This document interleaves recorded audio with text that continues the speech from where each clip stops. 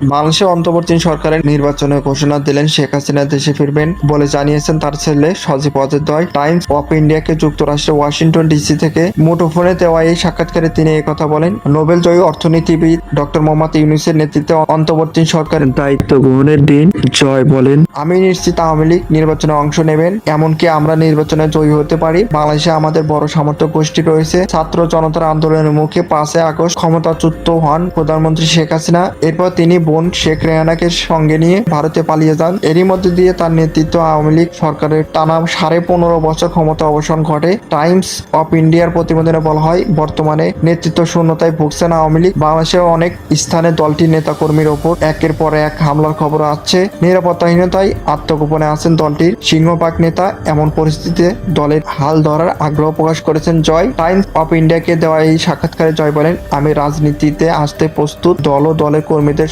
রক্ষায় যা করা দরকার তবে সেটাই আমি করব।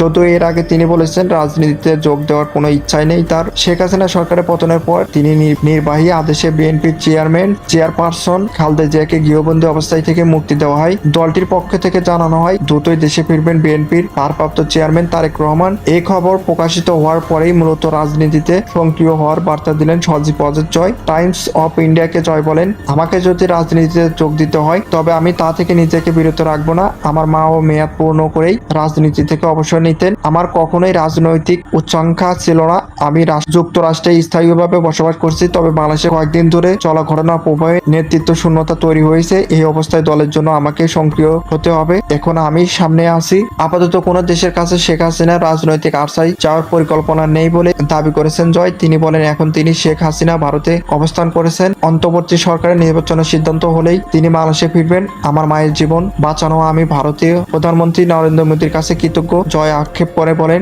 আত্মসমালোচনা করার সুযোগ থাকা উচিত। আপনি যখন একটি দেশ চালাবেন তখন আপনাকে প্রতিদিন অনেক সিদ্ধান্ত নিতে হয়। সেই ক্ষেত্রে নিশ্চিতভাবে ভুল হবে। আওয়ামী লীগ আত্মসমালোচনা বিশ্বাস করে এবং আমরা সেই জন্য প্রস্তুত আছি, কিন্তু এবার আমাদের আত্মসমালোচনা করার সুযোগ দেয়নি। দাবি মেনে নেওয়ার পরেও পরিস্থিতি যে এত দ্রুত উত্তপ্ত হয়ে উঠবে তা আমরা কখনোই ভাবিনি।